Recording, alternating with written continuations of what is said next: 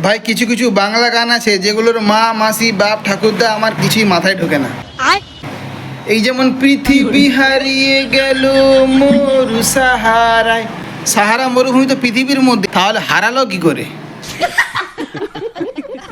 তারপরে হচ্ছে চাঁদ কেন আসে না আমার ঘরে, চাঁদ কি তোর বন্ধু নাকি যে ঘরকে আসবে? আর তোর ঘরটা কত এমন বড় যদি তুই চাঁদকে রেখে দিবি ঘরের মধ্যে? গান তো ছিল বুম্বাদার আমলে, ভালো লাগে শুধু তোমাকে ভালোবাসি তাই তোমাকে। মানে একটা গানের সঙ্গে আরেকটা গানের এইভাবে ফেভিকলের মতো কানেকশন থাকবে। আজকালকার দিনে গানগুলো ভাই একটা গানের সঙ্গে আরেকটা গানে কোনো মিলই নেই, মানে তালে তালে ছন্দে ছন্দে মিলিয়ে দিলেই হলো, মানে ওই একটা বাচ্চার দুটো বাপের মতো ব্যাপার আর কি।